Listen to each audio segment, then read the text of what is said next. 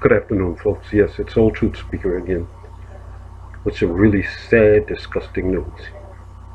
We all know the story of poor George Floyd, a gentleman who got charged with something about a bad check. But that murderous, sick, racist Derek, that cop who had him on the ground while these other 4 cops stood there, his hands in cuffs behind his back on the ground, begging for air, asking for his mother. But his mother has been dead for 2 years. I can't breathe. Again, isn't this reminiscent of Eric Garner in New York? I can't breathe. And after they held him and choked him to death and threw him on the ground. And what happened to the officer who did it? How sick and disgusting. Systemic racism in America is just something that just isn't going anywhere. And it has got to stop. I have never seen protests like this before. It's all over America, from Minneapolis, Augusta, Atlanta, New York, Chicago, Indiana, all over America, even in Europe, in London. But they're turning into, other groups are turning it into something disgusting, burning and looting and stealing and just this. And they have found, after they have arrested people, that some of them have ties to white supremacist groups, as to be expected. And far left groups said that. See, I'm neither a Democrat or a Republican. We should have peaceful protests. But they have been hijacked lately. People burning and looting and stealing. That takes away from the main reason for the protest. But what we have here in America, one of the president's men, Robert O'Brien, said that we do not have systemic racism. But what did Susan Rice? That's right. Susan Rice said that is ridiculous. He don't have that problem. We do. She said, I am a mother, and I am a sister to my brother. And I fear every time they walk out of the house because of vicious, rotten, racist cops. Because it has been said that the cops and the Klan go hand in hand. Might get targeted, jacked up, or worse. This is happening. 13-year-old Tamar Rice, Eric Garner, Breonna Taylor, Ahmaud Arbery, right there in Georgia, Ahmaud Arbery. It just happens over and over. Philando Castile. And the names are just going over and on, year in and year out. I forgot I was just in the last 10 years alone. I have a list. It's the seed of racism. It must stop now. We must all unite, put God first, and stop the systemic racism. A house divided against itself cannot stand.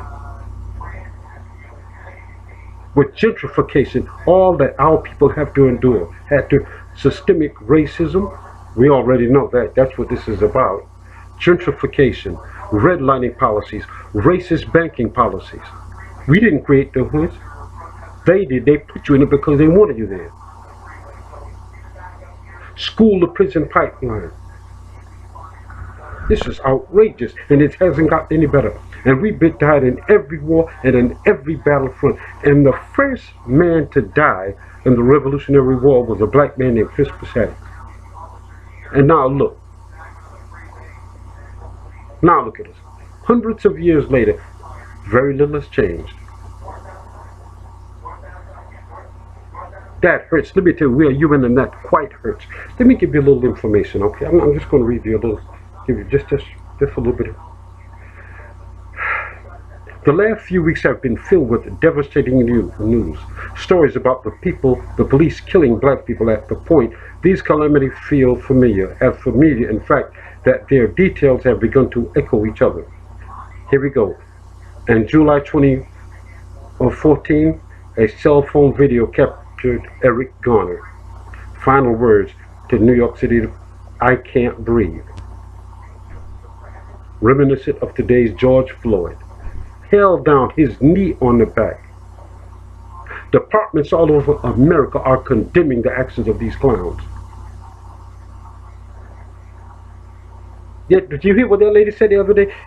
Oh, they have the right to use a certain amount of force. So even when you're complying and you know, you're not causing, you're not resisting, they still can use force? Because she didn't say anything to the difference. Now, because of these actions, it's not just George Floyd. Children, look at Susan, like I said, Susan Rice, not Susan Rice, I'm sorry, Breonna Taylor, and what's that other lady name? I forgot. It's so many. Look at an 80-year-old lady thrown down in the yard trying to protect her grandson. Sandra Bland, that's her name. Look at them over and over, year after year after year. This is horrible. Let me give you a little more information. One second. This really hurts. This has to be dealt with. I'm sick and tired because I have been profiled myself. And folks, we had almost had it out because you're not going to disrespect me. I am a taxpayer and I work every day. And I refuse to be talked down to like I'm less than an animal.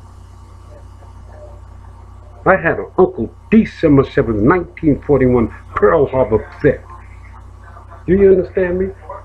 I grew up in the household with both parents. Have you ever heard of a policy called benign neglect?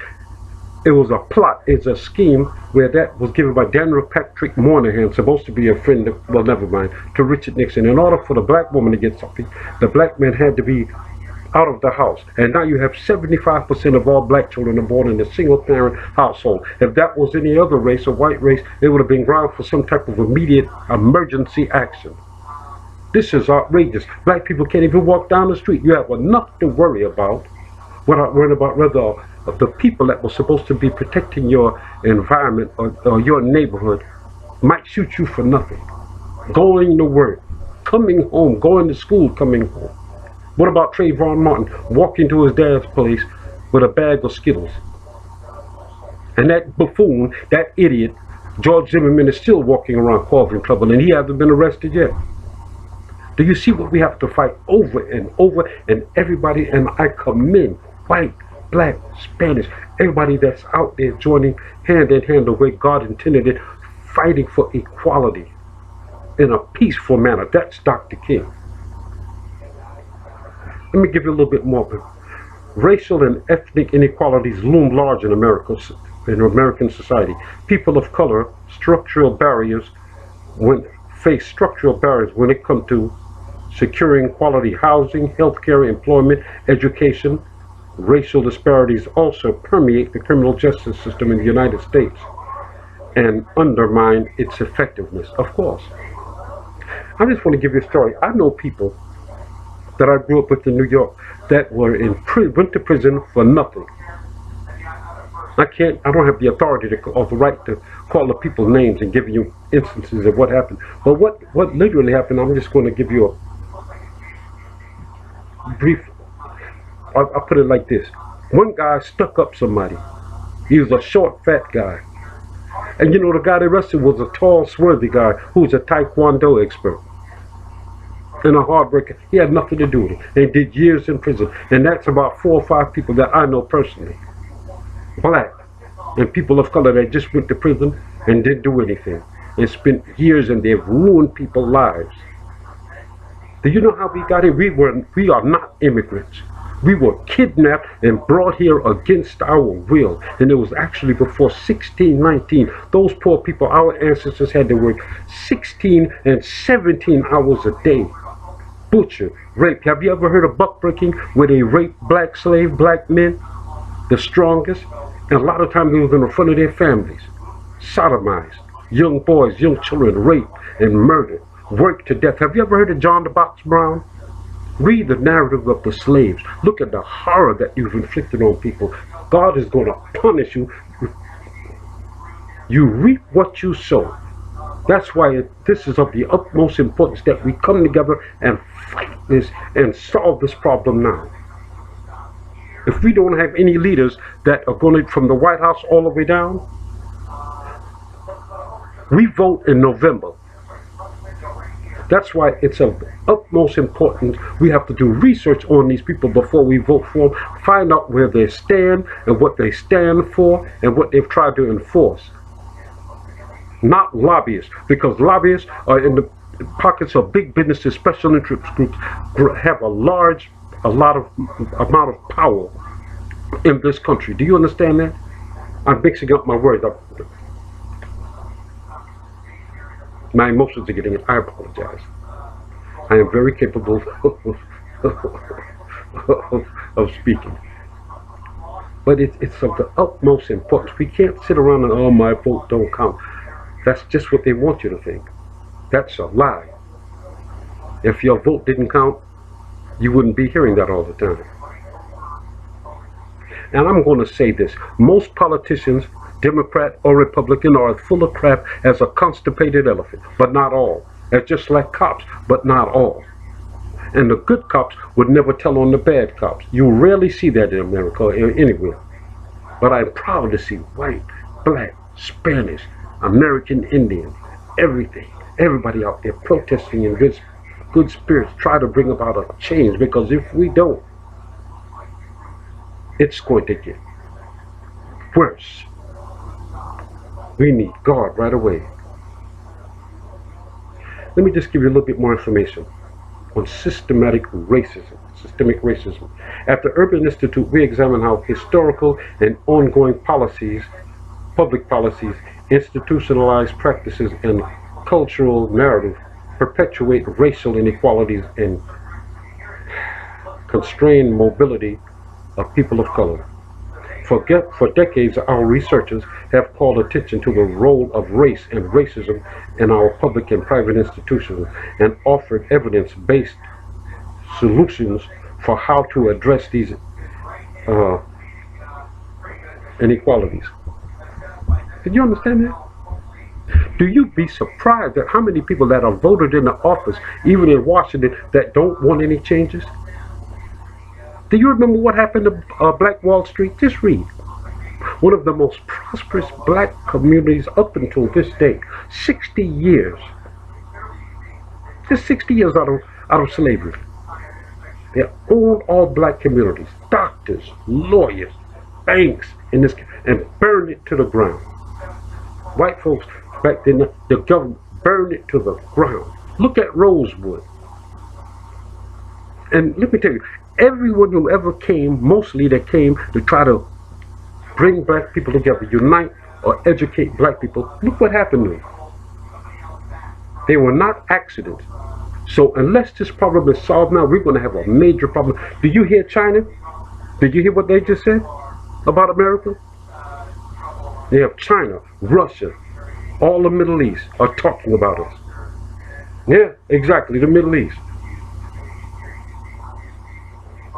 Folks, we need change. Now, we need God right now, and we need to change. That's why be careful. Pray and ask the Lord to help you, and do research on these people before you vote. But we must get out and vote. Systemic racism has to die now, in Jesus' name. God bless you, folks, and stay safe. May the Lord be with you is my prayer.